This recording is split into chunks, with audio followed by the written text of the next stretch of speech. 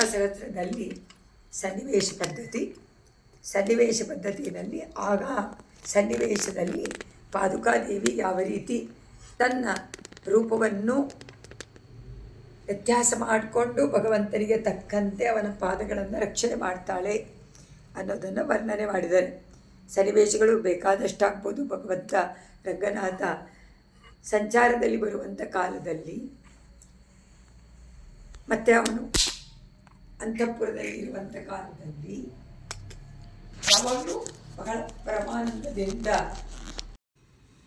ಇದಕ್ಕೆ ಕಂಠಾಭರಣವನ್ನು ಕಿರೀಟವಾಗಿ ಹಾಕ್ಕೊಬೋದು, ಏನಾದರೂ ಮಾಡ್ಕೊಬೋದು. ಆದರೆ ಅದೇ ಹೇಳಿಬಿಟ್ಟು ಕಾಮಂ ಬೇಕಾದ ಹಾಗೆ ಅವನು ಪರ್ಯಾಯ ಕಲ್ಪನಾ. ಪರ್ಯಾಯ ಅಂದ್ರೇನು? ಚೇಂಜ್. ಅದರ ಸ್ಥಾನಗಳನ್ನು ಚೇಂಜ್ ಮಾಡ್ಕೊಳ್ಬೋದು. ಪರ್ಯಾಯ ಕಲ್ಪನೆ ಸಘಾನ್, ಬದಲಾಯಿಸಿ ಹಾಕಿಕೊಳ್ಬಹುದು. ಆದರೆ ಪಾದುಕಾ ಭವತಿ, ನಿನ್ನನ್ನಾದರೂ ಮುಕುಂದ ಪದ ಪದ್ಮ ತಲ, ಯಾವಾಗಲೂ ಮುಕುಂದ ತನ್ನ ಪದ್ಮ ತಲದಲ್ಲಿ ಹಾಕ್ಕೊಳ್ತಾನೆ ವಿನಃ ನಿನ್ನ ತಲೆ ಮೇಲೆ ಇಟ್ಕೊಳ್ಳಲ್ಲ. ನಾವಿಟ್ಕೊಳ್ಬೋದು, ಪರಮಾತ್ಮನಿಗೆ ಆಗೋದಿಲ್ಲ. ಅದರಿಂದ ಅದು ಹೇಳ್ತಾರೆ, ಅಡಿಗಳಿಗೆ ಅನುರೂಪಂ, ತಕ್ಕದಾಗಿದೆಯೇ ವಿನಃ ಬೇರೆ ಎಲ್ಲೂ ನಯನಾಭಿರಾಮ. ಅದರಿಂದ ಅವನಲ್ಲ ಹಾಕ್ಕೊಂಡ್ರೇನೆ ತುಂಬ ಆನಂದ. ನಿತ್ಯಂ ಇರು ನೈಪಥ್ಯಂ. ಅದರಿಂದ ನೀನು ಬದಲಾಯಿಸಿಕೊಳ್ಳಕ್ಕಾಗದೇ ಇರುವಂಥ ಭೂಷಣವಾಗಿ ಪರಮಾತ್ಮನ ಪಾದದಲ್ಲಿ ಸದಾ ಇದೆಯಾ. ಇದು ಈ ಸನ್ನಿವೇಶದಲ್ಲಿ ಪಾದಗಳಿಗೆ ಅಲಂಕಾರ ಅಂದರೆ ಪಾದುಕೆಯೇ. ಕೆಳಗೆ ಪದ ತಲದಲ್ಲಿ ಇರೋದು ನೀನೊಬ್ಬಳೆ, ಬೇರೆ ಯಾರು ಪದ ತಲದಲ್ಲಿ ಇಟ್ಕೊಳ್ಳೋದು. ಯಾಕಂದರೆ ಅದು ನಾವೇನಾದರೂ ಆಭರಣವನ್ನು ತುಳಿದ್ಬಿಟ್ರೆ ಏನು ಮಾಡ್ತೀವಿ? ಕಣ್ಣಿಗೆ ಒತ್ಕೋತೀವಿ, ಪಾದುಕೆಯನ್ನು ಒತ್ಕೋತೀವಿ. ಅಲ್ಲೇ ಗೊತ್ತಾಗತ್ತಲ್ವ ಪಾದುಕೆ ಸ್ಥಾನ ಯಾವಾಗ. ಆದರೆ ಅವಳು ಏನು ಬೇಕಾದರೂ ಆಗ್ತಾಳೆ, ಸನ್ನಿವೇಶಕ್ಕೆ ತಕ್ಕಂತೆ ಅವಳು ಬೇಕಾದ್ರೆ ಆಗ್ತಾಳೆ. ಆದರೆ ಪಾದುಕೆ ಮಾತ್ರ ಪಾದುಕೆಯಾಗೇ ಇರಬೇಕು. ಕಾಮ ಅವರಂತಲೇ ಇವಳಿಗೂ ಉಂಟಲ್ವ ಶಕ್ತಿ, ಇತಿಸುಗಳು. ಆದರೆ ಆಭರಣಗಳಾಗಿ ಅವರೆಲ್ಲರೂ ಇರ್ತಾರೆ. ಆ ಪಟ್ಟಿಯಲ್ಲಿ ನೀನು ಸೇರಿಸ್ಕೊಳ್ತೀಯ, ಇಲ್ಲೂ ಇರ್ತೀಯ. ಆದರೆ ಆ ಸ್ಥಾನದಲ್ಲಿ ಮಾತ್ರ ನೀನೊಬ್ಬಳೇ. ನೀನನ್ನು ಬೇರೆ ಯಾವ ಜಾಗದಲ್ಲೂ ಪಾದುಕೆಯಾಗಿ ಹಾಕ್ಕೊಳಕ್ಕಾಗಲ್ಲ. ನೀನು ಅವಾಗ ಏನಾಗಬೇಕು? ನೀನು ಆಸನ ಆಗಬೇಕು, ಸಿಂಹಾಸನ ಆಗಬೇಕು, ಇಲ್ಲ ಕಿರೀಟ ಆಗಬೇಕು, ಇಲ್ಲ ಏನೋ ಆಗಬೇಕು. ಆ ಬದಲಾಯಿಸ್ಕೊಳ್ಬೇಕೇ ವಿನಃ ಪಾದುಕೆಯನ್ನು ಮಾತ್ರ ಬದಲಾಯಿಸೋಕ್ಕಾಗೋದೇ ಇಲ್ಲ. ಸೊ ಪರ್ಮನೆಂಟ್ ಸ್ಥಾನ ಪಾದುಕೆ. ಅಂತಹ ಕೈಂಕರ್ಯ ನೀನು ಪಡ್ಕೊಂಡಿದ್ಯಾ ಅಂದರು. ಅದೇ ರೀತಿ ಜೀವಾತ್ಮರನ್ನು ಕಾಪಾಡುವಂಥ ಮಹಾಕಾರ್ಯ ಪರಮಾತ್ಮನದ್ದು. ಆ ಪರಮಾತ್ಮನಿಗೆ ಸಹಾಯಕರಾಗಿ ಆಳ್ವಾರ್ಗಳು ಯಾವಾಗಲೂ ಬರ್ತಾರೆ. ಇಂತಹ ಆಚಾರ್ಯ ಆಳ್ವಾರಿಗೆ ಬದಲಾಗಕ್ಕಾಗತ್ತಾ ಅಂದರು. ಅವರವರ ಕಾರ್ಯವನ್ನು ಅವರು ಮಾಡಿಬಿಟ್ಟೇ ಹೋಗ್ತಾರೆ, ಅವರು ಬದಲಾಗೋದೇ ಇಲ್ಲ. ಯಾಕಂದರೆ ಅವರು ಕೂಡ ಯಾವಾಗಲೂ ಪರಮಾತ್ಮನ ಪಾದಾರವಿಂದದಲ್ಲಿ ಇದ್ದು ಅವನ ಕೈಂಕರ್ಯವನ್ನು ಮಾಡ್ತಾ ಇದ್ದೀವಿ ಅನ್ನುವಂತಹ ಒಂದೇ ಒಂದು ಅವರ ಮನಸ್ಸಿನಲ್ಲಿ ಇರುತ್ತೆ. ಅದು ಒಂದೇ ಪುರುಷಾರ್ಥ. ಆ ಪರಮ ಪುರುಷಾರ್ಥವಾದ ಕೈಂಕರ್ಯವನ್ನೇ ಅವರು ಇಟ್ಕೊಂಡಿರೋದ್ರಿಂದ ಅವರಿಗೆ ಬೇರೆ ಯಾವುದ್ರಲ್ಲೂ ಆಸೆ ಬರೋದಿಲ್ಲ. ಅದರಿಂದ ಪರಮಾತ್ಮನ ಗುರಿ ಚೇತನೋದ್ಧಾರ. ಆ ಚೇತನೋದ್ಧಾರಕ್ಕೆ ಆಚಾರ್ಯರು ಆ ಪೀಠದಲ್ಲಿ ಕೂತು ದೇವರ ಕಾರ್ಯವನ್ನು ಮಾಡ್ತಾರೆ. ಬೇರೆ ಯಾರಿಗೂ ಒಪ್ಸೋಕ್ಕಾಗ ಆಗದೇ ಇಲ್ಲ ಅಂತ ಹೇಳ್ತಾರೆ. ಬೇರೆ ಏನೋ ಆಗೋಕ್ಕಾಗೋದಿಲ್ಲ. 793 ಏ ನಾಮ ಭಕ್ತಿ ನಿಯತೈಹಿ ತವ ಸನ್ನಿವೇಶಂ ನಿರ್ವಿಶ್ಯ ನೇತ್ರಯುಗಳೈಹಿ ನ ಭಜಂತಿ ತೃಪ್ತಿಂ ಕಾಲಕ್ರಮೇಣ ಕಮಲೇಕ್ಷಣ ಪಾದರಕ್ಷೆ ಪ್ರಾಯೇಣ ತೇ ಪರಿಣಮಂತಿ ಸಹಸ್ರನೇತ್ರಾಗ. ಸಹಸ್ರನೇತ್ರ ಅಂದರೆ ಇಂದ್ರ. ಅದರಿಂದ ಅಮ್ಮ ಪಾದುಕಾದೇವಿ, ನಿನ್ನನ್ನು ಒಂದು ಸತಿ ಭಕ್ತಿಯಿಂದ ನಮಸ್ಕಾರ ಮಾಡಿದರೆ ಇದು ಪ್ರಭಾವ, ವೈಭವ ಅಂತ ಇಟ್ಕೊಳ್ಬೋದು, ಮಹತ್ವ.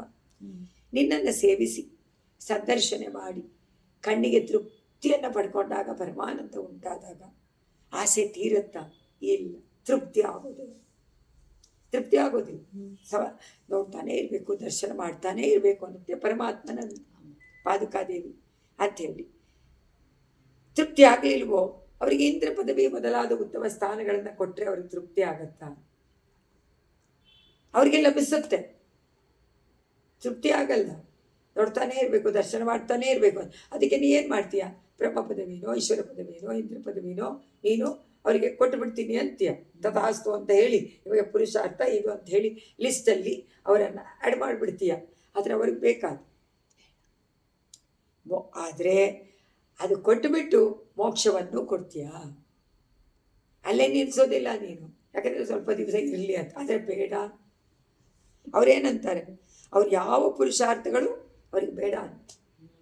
ಇಲ್ಲಿ ಕ್ವಶನ್ ಮಾಡ್ತಾರೆ, ನಿನ್ನನ್ನು ಒಂದು ಸತಿ ಸೇವೆ ಮಾಡಿದ್ರೆ ಯಾವ ಪುರುಷಾರ್ಥ ಸಿಗೋದಿಲ್ಲ, ಮೋಕ್ಷದವರೆಗೂ ಸಿಗುತ್ತೆ. ಆದರೆ ನೀನು ಏನು ಇಚ್ಛೆ ಪಡ್ತೀಯೋ ಅದ್ರ ಮೇಲೆ ನೀನು ಮೋಕ್ಷ ಇಚ್ಛೆ ಪಟ್ಟರೆ ಬೇರೆ ಏನೋ ಕೊಡೋದಿಲ್ಲ, ಕೊಡಬಹುದು. ಈಗ ದೇವಸ್ಥಾನದಲ್ಲೆಲ್ಲ ಶಠಾರಿಯನ್ನು ಎಲ್ಲರ ತಲೆ ಮೇಲೂ ಇಡ್ತಾರಲ್ವ, ಅವರವರ ಆಸೆಗೆ ತಕ್ಕಂತೆ ಅದು ಸಿಗುತ್ತೆ. ಆದರೆ ಆಸೆನೇ ಪಡೆದೇ ಇದ್ರೆ ಏನು ಮಾಡ್ತಾಳೆ ಪಾದುಪದವಿ? ನಿನ್ನನ್ನು ಇಂದ್ರ ಪದವಿ ಕೊಡ್ತೀನಿ ಅಂದ್ಬಿಡ್ತಾಳೆ. ಅವ್ರಿಗೆ ಇಚ್ಛಾಪೂರ್ವಕವಾಗಿ, ಪರಮಾತ್ಮನ ಇಚ್ಛೆ ತಾನೇ ಪದಕ ಇಚ್ಛೆ, ಅದರಿಂದ ಕೊಟ್ಬಿಟ್ರೆ. ಆದರೆ ಕೊಟ್ಬಿಟ್ರು ಮೋಕ್ಷ ಪದವಿವರೆಗೂ ಕರ್ಕೊಂಡು. ಇದೆಲ್ಲ ಅಶಾಶ್ವತತ, ನಶ್ವರ, ಟೆಂಪ್ರರಿ. ಆದರೆ ನಿಜವಾದ ಪದವಿ ಯಾವುದು? ಮುಮುಕ್ಷು, ನಿತ್ಯ ಸೂರ್ಯಗಳಾಗಿ ಮುಕ್ತರಾಗಿ ಪರಮಾತ್ಮನ ಬ್ರಹ್ಮಾನಂದವನ್ನು ಅನುಭವಿಸುವಂಥದ್ದು ಪರಮ ಪುರುಷಾರ್ಥ. ಅದೇ ಶಾಶ್ವತವಾದ ಪುರುಷಾರ್ಥ.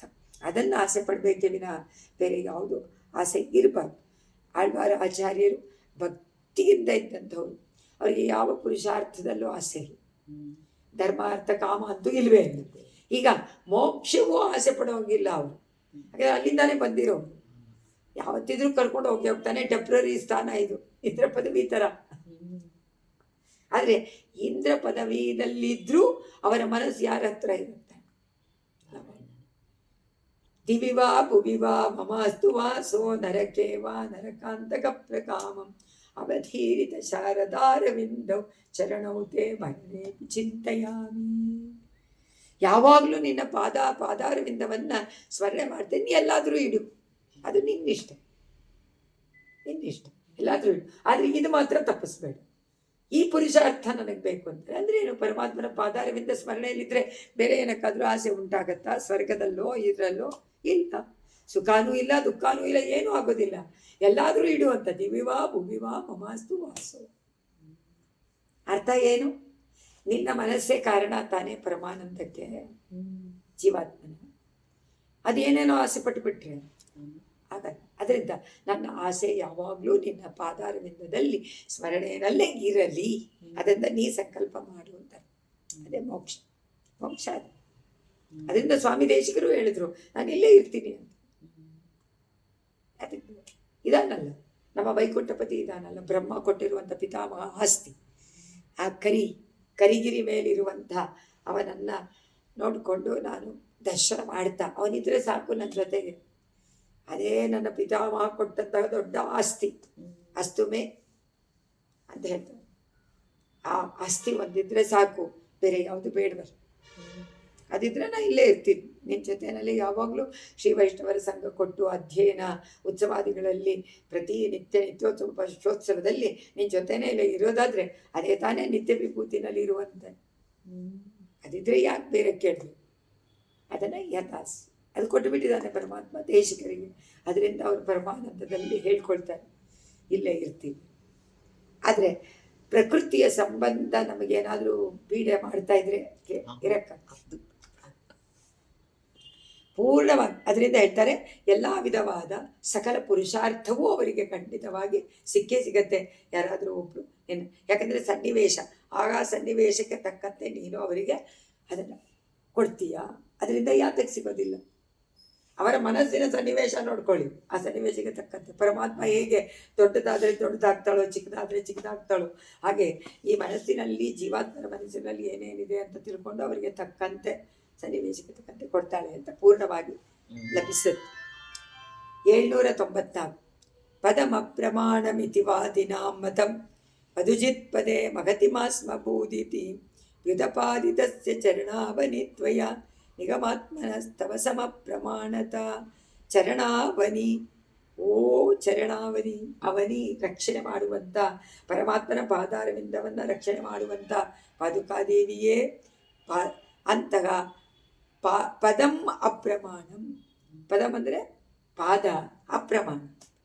ಪರಮಾತ್ಮನ ಪದ ಇಷ್ಟೇ ಅಂತ ಹೇಳಿ ಹಾಗಕ್ಕ ವಾದಿನ ವಾದ ಮಾಡ್ತಾರೆ, ಇಲ್ಲ ಇಷ್ಟೇನೆ ಪರಮಾತ್ಮನ ಪಾದ. ಮತಂ ಅಭಿಪ್ರಾಯವು ಮಹತಿ, ತುಂಬ ದೊಡ್ಡದಾಗಿದೆ ಅಂತ ಕೆಲವರು ಹೇಳ್ತಾರೆ, ಕೆಲವರು ಇಲ್ಲ ಚಿಕ್ಕದಾಗಿದೆ ಅಂತಾರೆ. ಮಧುಜಿತ್ ಪದೇ ಅಂತಕ ಪರಮಾತ್ಮನ ಯಾವ ಪಾದಾರವಿಂದಕ್ಕೆ ಅಳತೆ ಮಾಡೋಕ್ಕಾಗೋದಿಲ್ವೋ ಅದರದ ಅಪ್ರಮಾಣಂ, ಪ್ರಮಾಣವಿಲ್ವೋ ಎಷ್ಟಿದೆ ಅಂತ ಅಂತಗ ಪಾದುಕಾದೇವಿಯನ್ನು ಇಲ್ಲಿ ಹೇಳ್ತಾರೆ. ಮಧುಜಿತ್ ಪದೇ, ಮಧುಕೈಟವರನ್ನು ಗೆದ್ದಂತಹ ಶಿವನಾರಾಯಣನ ಪಾದಾರವಿಂದದಲ್ಲಿ ಅಡಿಯಲ್ಲಿ ಮಾಸ್ಮಭೂತ್, ಮಾಸ್ಮಭೂತ್ ತುಂಬ ಮೇಲ್ಪಟ್ಟದ್ದು ದೇವರ ಪರಮಾತ್ಮ ಅಡಿ, ಪರಮಾತ್ಮನ ಪಾದಾರವಿಂದ. ಅಲ್ಲಿ ಬರಬಾರ್ದು, ಅಲ್ಲಿ ನಾವಿರಬಾರ್ದು ಅಂತ ಕೆಲವರು ವಾದ ಮಾಡ್ತಾರೆ ಅಲ್ವಾ. ಆ ಪ್ರಮಾಣವಿಲ್ಲದಂಥದ್ದಲ್ಲಿ ಹೇಗೆ ಹೋಗೋಕ್ಕಾಗತ್ತೆ? ಚಿಕ್ಕ ಪಾದಕ್ಕೆ ದೊಡ್ಡ ಪಾದಕ್ಕೆ ಹಾಕೋಕ್ಕಾಗಲ್ಲ, ದೊಡ್ಡ ಪಾದಕ್ಕೆ ಚಿಕ್ಕದು ಹಾಕೋಲ್ಲ, ಅದರಿಂದ ನಮಗಾಗಲ್ಲ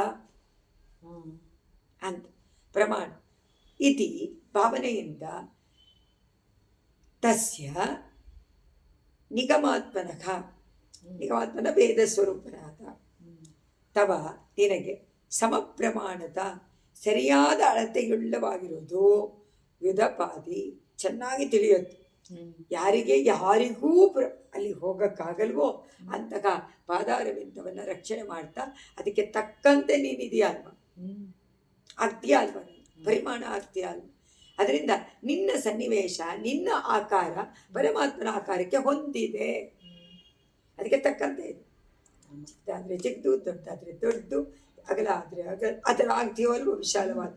ಅದರಿಂದ ಸರಿಯಾದ ಅಳತೆ ಉಳ್ಳಂಥವಳಾಗಿದೆಯಾ ನೀನು, ಬೇರೆ ಯಾರಿಗೂ ಆಗಬೇಕು. ಯಾಕಂದರೆ ಅವ್ರು ಹೋಗೋದೂ ಇಲ್ಲ. ಪರಮಾತ್ಮನ ಪಾದವಿಂದ ಉತ್ಕೃಷ್ಟವಾದದ್ದು ಅದರ ಕೆಳಗೆ ಹೋಗೋದು, ಅದರ ಕೆಳಗೆ ಇರಬೇಕು ಅಂತ ತಾನೆ. ಆದರೆ ಆಗದೇ ಇದ್ರೆ, ಅದಕ್ಕೆ ತಕ್ಕಂಥವ್ರು ಇಲ್ಲದೇ ಇದ್ದರೆ ಆಗಲ್ಲ ಅಲ್ವಾ. ಅದಕ್ಕೆ ಆ ಕ್ವಾಲಿಫಿಕೇಷನ್ ಇಲ್ಲ ಅಂದರೆ ಹೆಂಗೆ ಹೋಗೋಕ್ಕಾಗಲ್ಲ, ಅದಿದ್ದರೆ ತಾನೇ ಹೋಗಕ್ಕೆ. ಅಂದರೆ ಅವನ ಅಡಿ ಎಷ್ಟು ಅಗಲವೋ ಉದ್ದವೋ ಅಷ್ಟೇ ಅಳತೆಯಿಂದ ಇದೆಯಾ ನೀನು, ಅದಕ್ಕೆ ಆಗ್ಬಿಡ್ತಾಳೆ. ಅವಳಿಗೆ ಆ ಒಂದು ಶಕ್ತಿ ಇರೋದ್ರಿಂದ ಅದನ್ನು ಹೇಳ್ತಾರೆ. ಪದಂ, ಇಲ್ಲಿ ಇನ್ನೊಂದು ಪದ ಅಂದರೆ ಮಾತು. ಇದು ಎರಡರಲ್ಲಿ ಶ್ಲೇಡೆನಲ್ಲಿ ಹೇಳಿದ್ದಾರೆ. ಈಗ ಅಪ್ರಮಾಣ, ಒಂದು ಮಾತು ಪರಮಾತ್ಮನ ಪಾದಕ್ಕೆ ತಕ್ಕಂತೆ ನೀನಿದೆಯಾ ಅನ್ನೋದು ಅಪ್ರಮಾಣ. ಇದು ಒಂದು ವಿಷಯವನ್ನು ಏರ್ಪಡಿಸಕ್ಕೆ ಆಗೋದಿಲ್ಲ.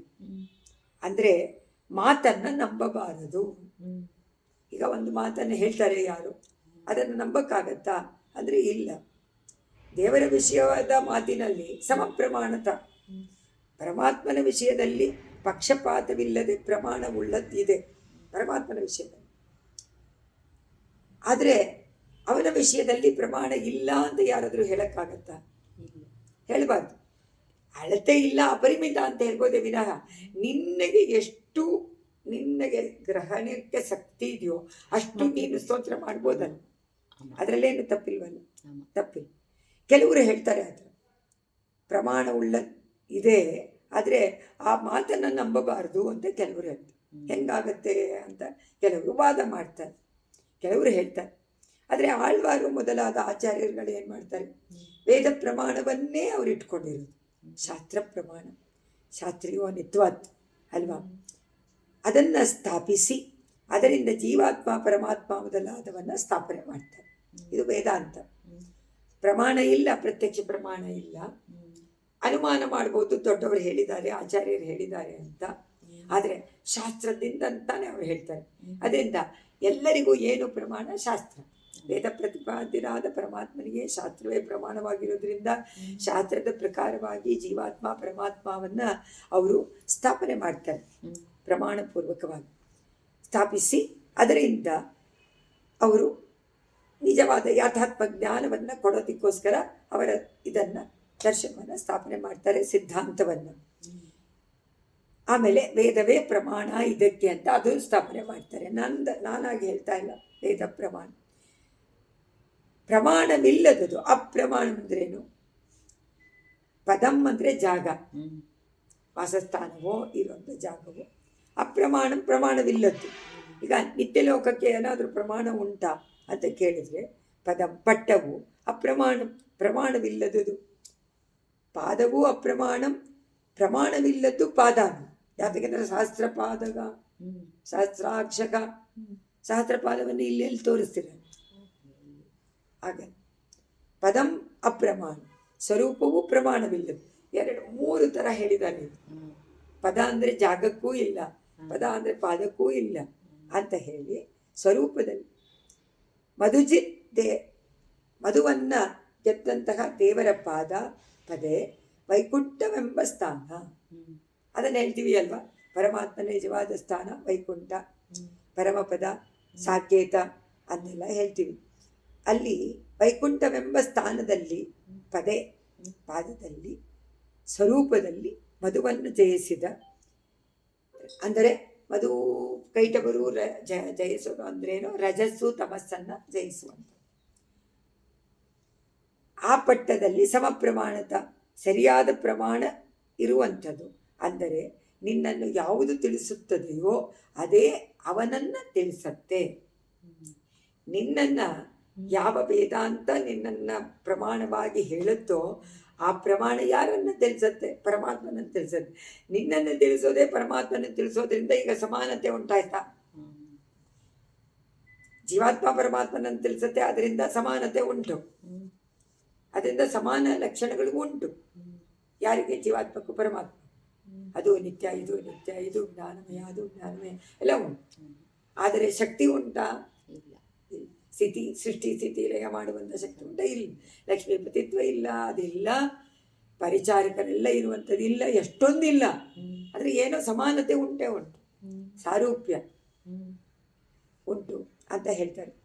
ಆ ಪಟ್ಟದಲ್ಲಿ ಸಮಪ್ರಮಾಣತ, ನಿನಗೂ ಅವನಿಗೂ ಒಂದೇ ಪ್ರಮಾಣ ಇದೆ. ಯಾಕೆಂದರೆ ವೇದದಲ್ಲಿ ಅವನು ಪ್ರತಿಪಾದಿತನಾಗಿದ್ದಾನೆ, ನೀನು ವೇದದಲ್ಲಿ ಪ್ರತಿಪಾದಿತನಾಗಿದೆಯಾ, ಅದರಿಂದ ಉಂಟು ಅಂತ ಹೇಳಿ ಆಚಾರ್ಯರು ಆಳ್ವಾರ್ಗಳು ಇರುವುದನ್ನು ನೋಡಿದರೆ ಅಂತ ನಾವು ಏನನ್ನು ಕಂಡಿಡ್ಕೊಳ್ಬೋದು?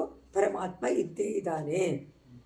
ಅದರಿಂದ ಶಾಸ್ತ್ರ ಪ್ರಮಾಣದಂತೆ ನಮಗೆ ಪ್ರಮಾಣ ಯಾವುದು ದೇವರನ್ನು ತೋರ್ಸೋಕ್ಕೆ? ಆಚಾರ್ಯರು ಆಳ್ವಾರು ಅವರು ಆ ಪರಮಾತ್ಮನನ್ನು ಅನುಭವಿಸಿದ್ದಾನೆ, ಅವರ ಭಾಷಣಗಳನ್ನು ಕೊಟ್ಟಿದ್ದಾರೆ. ಅವರು ಸುಮ್ಮನೆ ಬರೆಯೋಕ್ಕಾಗೋದಿಲ್ವಲ್ಲ, ತಾವಾಗೆ ಬರೆಯೋಕ್ಕೂ ಆಗೋದಿಲ್ಲ. ಅವರೇ ಹೇಳ್ತಾರೆ, ಎಲ್ಲ ಆಳ್ವಾರ್ಗಳು ನೀನೇ ಬರೆಸ್ಕೊಳ್ತೀಯ, ನಿನ್ನನ್ನು ನೀನೇ ಸ್ತೋತ್ರ ಮಾಡ್ಕೊಳ್ತೀಯ ವಿನಃ ನಿನ್ನನ್ನು ನಾವಾಗಿ ಸ್ತೋತ್ರ ಮಾಡಿ. ಅದರಿಂದ ವೇದವೂ ಕೂಡ ಪರಮಾತ್ಮನೇ ಪ್ರತಿಪಾದ್ಯನಾದದ್ದು ಅಂತ ಹೇಳ್ತೀವಿ. ಯಾಕಂದರೆ ನಮಗೆ ಪ್ರಮಾಣಕ್ಕೋಸ್ಕರ ಬೇಕಲ್ಲ ಒಂದು ಇನ್ನೊಂದು. ವೇದವೇ ಬ್ರಹ್ಮ ಅಂದ್ಬಿಟ್ರೆ ಆಗ ವೇದದಿಂದ ಬ್ರಹ್ಮನನ್ನು ತಿಳ್ಕೊಳ್ಬೋದು. ವೇದ ಪ್ರತಿಪಾದ್ಯನಾದ ಪರಬ್ರಹ್ಮ ಅಭೂತ್ ಅಂತ ಹೇಳಿ ಇಲ್ಲಿ ಆ ದೇವರ ವಿಷಯವಾದ ಮಾತಿನಲ್ಲಿ ಸಮಪ್ರಮಾಣದ, ದೇವರನ್ನು ಹೇಗೆ ಸ್ತೋತ್ರ ಮಾಡ್ತೀವೋ ಹಾಗೆ ಪಾದುಕೆಯನ್ನು ಸ್ತೋತ್ರ ಮಾಡ್ಬೋದು. ಯಾತಕ್ಕೆ ಅಂದರೆ ವೇದ ಪ್ರಮಾಣದಿಂದ ಪರಮಾತ್ಮನ ಹೇಳ್ತಾರೆ, ಅದೇ ವೇದ ಪ್ರಮಾಣ ಪಾದುಕೆಯನ್ನೂ ತೋರಿಸಿಕೊಡುತ್ತೆ. ನೀನು ಪರಮಾತ್ಮನನ್ನು ತೋರಿಸಿಕೊಡ್ತೀಯ, ನಮಗೆ ತೋರಿಸಿಕೊಡ್ತೀಯ, ಅದರಿಂದ ನೀನು ನಮಗೆ ಸಹಾಯ, ಆದರೆ ನೀನೇ ಸಮ. ಯಾತಕ್ಕೆ? ಆಚಾರ್ಯ ಆಳ್ವಾರ್ಗಳು ನಮಗೆ ನಿನ್ನನ್ನು ತೋರಿಸ್ಕೊಡ್ತಾರೆ, ನೀನು ಅವರನ್ನು ತೋರಿಸ್ಕೊಡ್ತೀಯ. ಅವನು ನೀನು ಒಂದೇ, ನೀನು ಒಂದೇ ಆದಮೇಲೆ ಆಚಾರ್ಯರು ನೀವು ಒಂದೇ, ಆಚಾರ್ಯ ದೇವೋ ಭವ. ಅದರಿಂದ ಸಮಾನ ಅಂತ ಹೇಳಿ ಈ ಶ್ಲೋಕದಲ್ಲಿ ಆ ಸನ್ನಿವೇಶಕ್ಕೆ ತಕ್ಕಂತೆ ಅಪ್ರಭೂತಮಭವಜ್ಜಗತ್ರಯಂ ಯಸ್ಯ ಮಾತು ಮುದಿತಸ್ಯ ಪಾದುಕೆ ಅಪ್ರಮೇಯಂ ಅಮಿತಸ್ಯ ತತ್ಪದಂ ನಿತ್ಯಮೇವ ನನು ಸಂಮಿತಂ ತ್ವಯಾ. ಪಾದುಕೆ ರಂಗನಾಥನ ಪಾದುಕೆಯೇ. ಪರಮಾತ್ಮ ಬೇಕಾದಷ್ಟು ಅವತಾರಗಳನ್ನು ಮಾಡಿದ್ದಾನೆ. ತ್ರಿವಿಕ್ರಮ ಅವತಾರದಲ್ಲಿ ಮಾಡಿದ ಸಮಯದಲ್ಲಿ ಲೋಕಗಳನ್ನೆಲ್ಲ ಅಳಿಯಕ್ಕೆ ಆರಂಭ ಮಾಡಿಬಿಟ್ಟ. ದಾನ ಜಲ ಬಿದ್ದ ತಕ್ಷಣ ವಾಮನ ತ್ರಿವಿಕ್ರಮನಾಗಿ ಅಷ್ಟು ದೊಡ್ಡದಾಗ್ಬಿಟ್ಟ. ಆಗ ಅವನ ಅಳತೆ ಗೊತ್ತಾಯ್ತಾ? ಸಾಕಾಗಲೇ ಇಲ್ಲ, ಯಾರಿಂದಲೂ ಅಳಿಯಕ್ಕಾಗಲಿ. ಅಂತಹ ದೇವರ ಅಡಿಗಳನ್ನು ನೀನು ಅಳಿದು ಬಿಟ್ಟಿಯಲ್ಲ. ಈಗ ಪಾದವನ್ನು ಮೆಷರ್ಮೆಂಟ್ ತಗೋತಾರೆ, ಪಾದಕ್ಕೆ ಯಾವುದು ಬೇಕು ಅಂತ ಕೇಳಿ ಸೈಜ್. ಈಗ ಈ ಸೈಜ್ ಯಾರಿಗಾದ್ರೂ ಅಳಿಯಕ್ಕಾಯ್ತಾ? ಇಲ್ಲ, ಅಳಿಯಕ್ಕಾಗಲಿಲ್ಲ. ಆದರೆ ಪಾದಕ್ಕೆ ಏನು ಮಾಡಿದ್ದು? ಆ ಸೈಜ್ ತಕ್ಕಂತೆ ಆಗ್ಬಿಟ್ಲೋ ಇಲ್ವೋ? ಅದಕ್ಕೆ ಹೇಳ್ತೀನಿ, ನೀನು ಅಳಿದು ಬಿಟ್ಟಿಯಲ್ಲ ಪರಮಾತ್ಮನ ಪಾದನ, ಅದಕ್ಕೆ ತಕ್ಕಂತೆ ಇವಳು ಮಾರ್ಪಾಡಾಗಬೇಕಂತ, ಬದಲಾಯಿಸ್ಕೊಳ್ಬೇಕಂತ. ಅದರಿಂದ ಹೇಳ್ತಾರೆ ಇದರಲ್ಲಿ, ಅಮ್ಮ ನೀನು ಅಂದರೆ ಆ ಪಾದಗಳ ಅಳತೆಗೆ ತಕ್ಕಂತೆ ನೀನು ಇದೆಯಲ್ಲಪ್ಪ, ಎಂಥ ಆಶ್ಚರ್ಯ. ದೇವರ ಅಡಿಗಳಿಗಿರುವ ಮಹಿಮೆ ನೀನು ಪಡ್ಕೊಂಡ್ಬಿಟ್ಟಿದ್ಯಾ.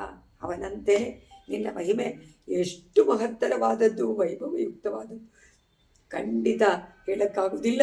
ನಿನ್ನ ಪ್ರಭಾವವನ್ನು ಸಾಕ್ಷಾತ್ ಸ್ವಾಮಿನೇ ಬರೆದ್ರು ಬರೆಯೋಕ್ಕಾಗಲ್ಲ.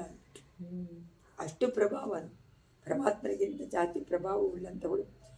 ಬ್ರಹ್ಮ ರುದ್ರ ಮೊದಲಾದವರಿಂದ ತಿಳ್ಕೊಳ್ಳೋಕ್ಕಾಗದೇ ಇರುವಂತಹ ಆ ಭಗವಂತನ ಪಾದಾರವಿಂದದ ರೂಪವನ್ನು ನೀನು ತಿಳ್ಕೊಳ್ತೀಯಲ್ಲ. ಹಾಗೇನೆ ಆಳ್ವಾರುಗಳು ಪಾದುಕೆ ಹೇಗೆ ಪರಮಾತ್ಮನ ಸೂಕ್ಷ್ಮವಾದ ಅಳತೆಯನ್ನು ಮಾಡ್ಕೊಳ್ತಾಳೋ ಆ ಥರ ಆಳ್ವಾರ ಆಚಾರ್ಯರು ಪರಮಾತ್ಮನ ಇದವಿತ್ತಂ ಅಂತ ಅವನನ್ನು ಅಳೆದು ನೋಡಿ, ಬ್ರಹ್ಮದೇವಾದಿಗಳಿಗಾಗಲ್ಲ, ಆದರೆ ಭಕ್ತರಿಗೆ ತಿಳಿಸಿಕೊಟ್ಟು ಬಿಡ್ತಾನೆ. ಅವನೇ ಅದನ್ನು ಅರಿವು ಬರುವಂತೆ ಮಾಡ್ತಾನೆ ಅಂತ ಅರ್ಥ.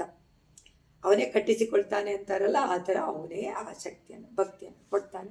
ಭಕ್ತಿ ಎನ್ನುವಂತಹ ಆ ಇದನ್ನು ಕೊಟ್ಟು, ಹಗ್ಗವನ್ನು ಕೊಟ್ಟು ಕಟ್ಟಿ ನನ್ನನ್ನು ಅಂತಾನೆ. ಆ ಭಕ್ತಿ, ಆ ಭಾವ ಬಂದ ತಕ್ಷಣ ಕಟ್ಬಿಡಿ. ಭಾವ ಅಂದರೆ ಭಾವ ಯಾರು ಕೊಡ್ತಾರೆ? ಪರಮಾತ್ಮನೇ ಭಾವವನ್ನು ಕೊಟ್ಟು ಅವನನ್ನು ಕಟ್ಟಿ ಹಾಕುವಂತೆ ಮಾಡಿಸ್ತಾರೆ.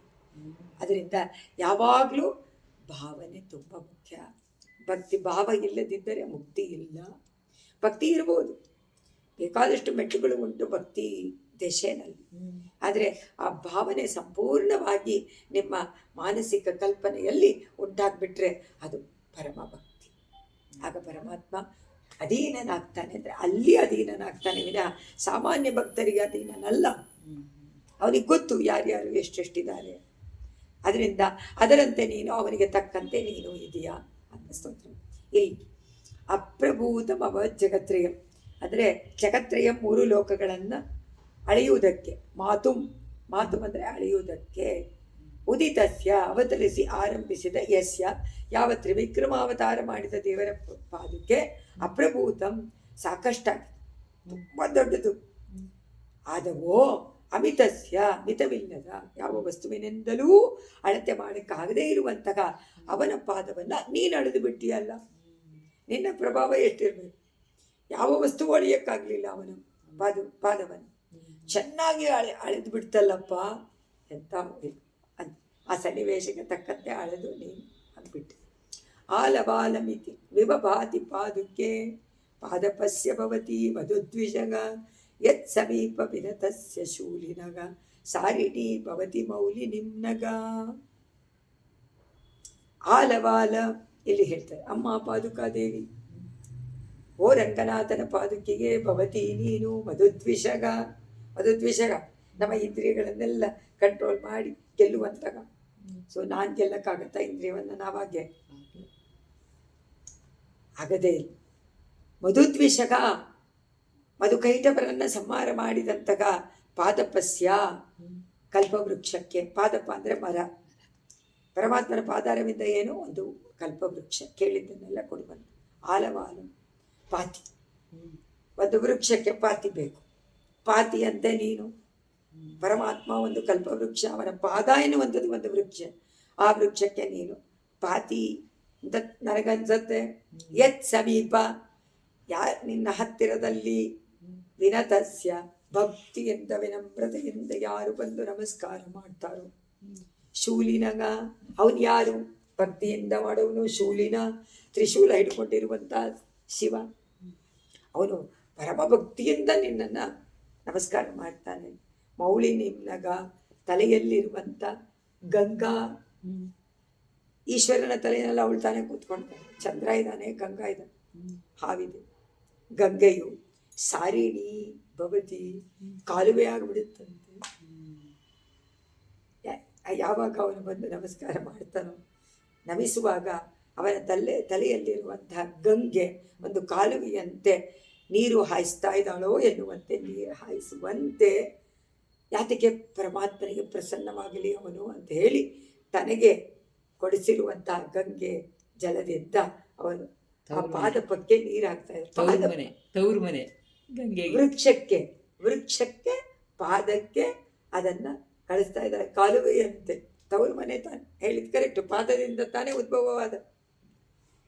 ಅದರಿಂದ ಅಂತಹ ಪಾದುಕೆಯನ್ನ ಶ್ರೇಷ್ಠರು ಜ್ಞಾನಿಗಳು ಎಲ್ಲರೂ ಕೂಡ ಸೇವೆ ಮಾಡ್ತಾರೆ. ಬ್ರಹ್ಮನಿಂದ ಹಿಡಿದು ಎಲ್ಲರೂ ಪಾದುಕಾದೇವಿಯನ್ನು. ಅದಕ್ಕೆ ಪಾತಿ ಅಂತ ಇದ್ದಾಳಲ್ವಾ, ಎಲ್ಲರೂ ಬಂದಲ್ಲಿ ಬರಲಿ ಪಾದರ ಅವರಿಗೆ ಅನುಗ್ರಹ ಮಾಡಲಿ ಅಂತ. ಅದರಿಂದ ನಮ್ಮಾಳ್ವಾರು ಮೊದಲಾದ ಆಚಾರ್ಯರನ್ನು ಬ್ರಹ್ಮ ಶಿವ ಇಂದ್ರ ಮೊದಲಾದ ದೇವತೆಗಳೂ ನಮಸ್ಕಾರ ಮಾಡ್ತಾರೆ. ಎಷ್ಟು ಚೆನ್ನಾಗಿ ಸ್ತೋತ್ರ ಮಾಡಿದ್ದಾರೆ ನೋಡಿ ಆಳ್ವಾರುಗಳು ಆಚಾರ್ಯರು ಅಂತ. ಇಂದ್ರಪಟ್ಟ ಬ್ರಹ್ಮಪಟ್ಟ ಮೊದಲಾದವನ್ನ ಅವ್ರು ಏನಂತ ತೃಣಕ್ಕೆ ಸಮಾನವಾಗಿ ನೋಡ್ತಾರೆ. ಅವ್ರಿಗದು ಬೇಕಾ? ಅಚ್ಚುವೈ ಪೆರಿನಂ ಬೇಂಡೇನ ರಂಗಮಾನಗರುಳ ಇಚ್ಚುವೈ ತವಿರ ಯಾನ್ಪು.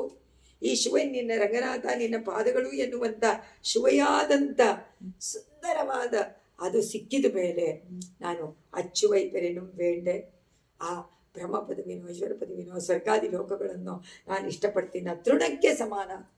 ಅದು ಹುಲ್ಲುಕಡ್ಡಿ. ನಾವು ಹುಲ್ಲುಕಡ್ಡಿನೂ ಹಳದಿಗಿದ್ರೆ ನಾನು ಚಿನ್ನ ಅಂತ ತಗೋತೀವಿ. ಅವರು ಚಿನ್ನವನ್ನು ಹುಲ್ಲುಕಡ್ಡಿ ಅಂತ ನೋಡುವಂಥ ಅಚ್ಯುತ ಪದವೇ ಅವರಿಗೆ ಸರ್ವಸ್ವ ಸರ್ವ ಎಲ್ಲ ಐಶ್ವರ್ಯವು ಅಚ್ಯುತನ ಪಾದಾರವು. ಯೋ ನಿತ್ಯಂ ಅಚ್ಯುತ ಪದಾಂಬುಜ ವ್ಯಾಮೋಹ ಅದರಲ್ಲಿ ವ್ಯಾಮೋಹ ಬರಬೇಕು. ಇದನ್ನೆಲ್ಲ ಅದರಲ್ಲಿ ವಿರಕ್ತಿ ಉಂಟಾಗ ಅದು ಯಾವಾಗ ಪರಮಾತ್ಮನ ವಿಷಯದಲ್ಲಿ ರುಚಿ ಉಂಟಾಗುತ್ತೋ ಬೇರೆ ವಿಷಯದಲ್ಲಿ ಆ ರುಚಿ ಉಂಟಾಗಬೇಕು. ಇಲ್ಲ ಅಂದರೆ ಈ ರುಚಿನೂ ಆಸ್ವಾದನೆ ಮಾಡೋಕ್ಕಾಗೋದಿಲ್ಲ, ಸ್ವಾರಸ್ಯವಾಗಿರೋದಿಲ್ಲ. ಅದಕ್ಕಿಂತ ಅದರಲ್ಲೇ ಮನಸ್ಸಿರುತ್ತೆ. ಯಾವಾಗ ಈ ರುಚಿ ಎಲ್ಲದಕ್ಕಿಂತ ಜಾಸ್ತಿ ಅಂತ ಅನ್ನಿಸ್ಬಿಡುತ್ತೋ ಆಗ ಯಾವತ್ತಿಗೂ ಬೇರೆದನ್ನು ಆಸೆ ಪಡೋದೇ ಇಲ್ಲ ಮನಸ್ಸು. ಅದಕ್ಕೆ ಮನಸ್ಸೇ ಕಾರಣ. ಆ ಮನಸ್ಸಿಗೆ ಅದನ್ನು ತೋರಿಸ್ಬಿಡಬೇಕು. ಮಗುವಂತೆ ಅದು ಮನಸ್ಸು ಮಗುವಂತೆ. ಅದಕ್ಕೆ ಮಗುಗೆ ಏನು ಮಾಡಬೇಕು? ಅಂದರೆ ಕೈನಲ್ಲಿರುವ ಕತ್ತಿ ಕಿತ್ಕೋಬೇಕಾದ್ರೆ ಅದಕ್ಕೆ ಇಷ್ಟವಾದದ್ದು ಕೊಡಲ್ವಾ? ಅದು ನಾವೆಲ್ಲ ಕತ್ತಿ ಅಂತ ಈ ವಿಷಯಗಳನ್ನು ಇಟ್ಕೊಬಿಟ್ಟಿದ್ದೀವಿ. ಅದು ನಮ್ಮನ್ನು ಅಧೋಗತಿಗೆ ತಗೊಂಡು ಹೋಗುತ್ತೆ ಅನ್ನೋದನ್ನು ಮರೆತು ನಾವು ಅದರೊಳಗೆ ಪೂರ್ತಿ ಮುಳುಗಿಬಿಟ್ಟಿದ್ದೀವಿ.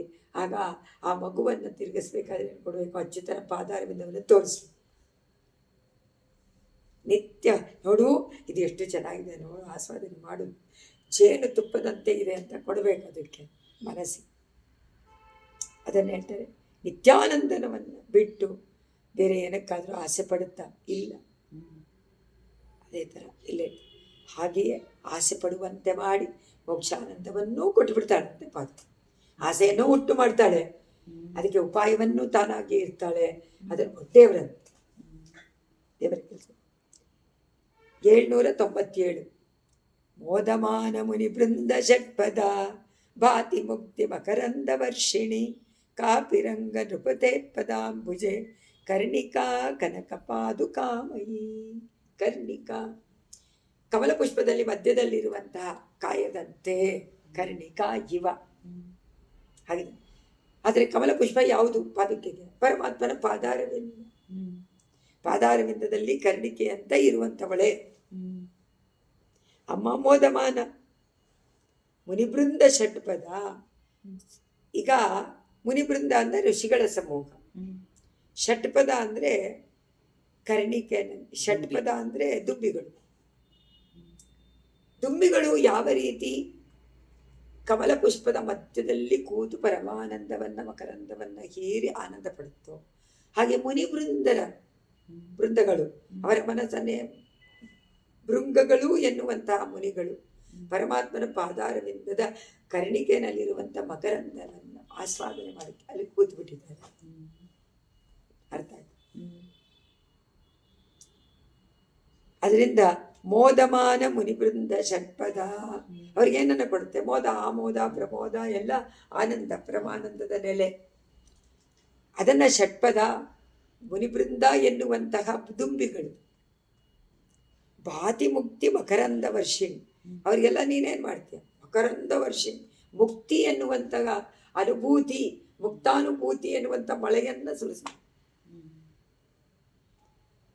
ಅದರಿಂದ ನೀನೇನು ಮಾಡ್ತೀಯ? ಪರಮಾತ್ಮನನ್ನು ಧ್ಯಾನ ಮಾಡ್ತಾ ಇರುವಂಥ ಮುನಿಗಳು, ಮನನಶೀಲರುಗಳು, ಅವರು ಕಮಲದಲ್ಲಿರುವಂಥ ರಸವನ್ನು ಆಸ್ವಾದನೆ ಮಾಡಿ, ಯಾವ ಕಮಲ? ಪಾದಾರವಿಂದ ಎನ್ನುವಂಥ ಅರವಿಂದದ ಮಕರಂದವನ್ನು, ಅದು ಶಾಶ್ವತವಾದ ಒಂದು ಪರಮಾನಂದದ ರಸ. ಆ ರಸಾನುಭೂತಿಗೋಸ್ಕರ ತಾನೇ ಮುನಿಗಳು ಯಾವಾಗಲೂ ಪಾದವನ್ನು ಚಿಂತನೆ ಮಾಡ್ತಾರೆ.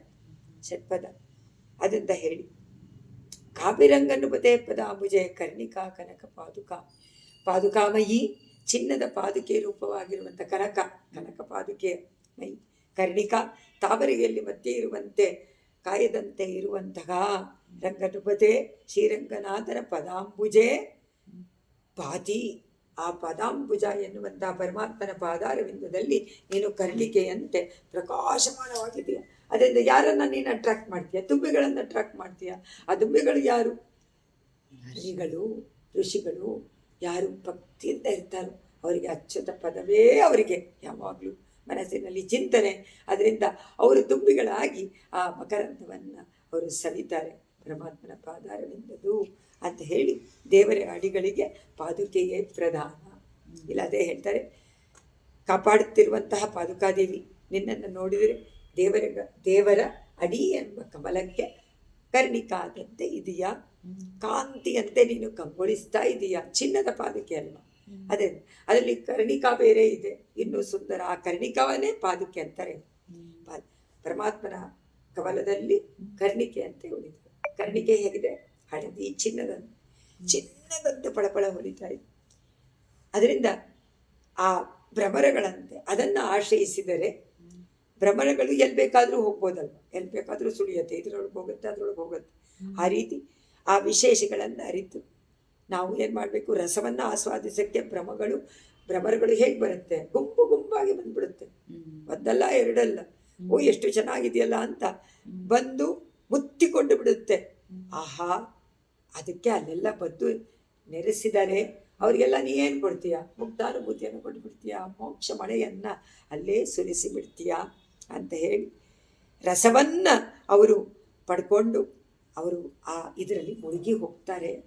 ಮಕರಂದ ರಸದಲ್ಲಿ ದುಂಬಿಗಳು ಮುಳುಗಿ ಹೋಗುವಂತೆ ಮುನಿಗಳು ಆ ಇದನ್ನಲ್ಲಿ ಮುಳುಗಿ ಹೋಗ್ತಾರೆ. ಅದರಂತೆ ದೇವರ ಅಡಿಗಳಿಗೆ ಪಾದುಕೆ ಪ್ರಧಾನ.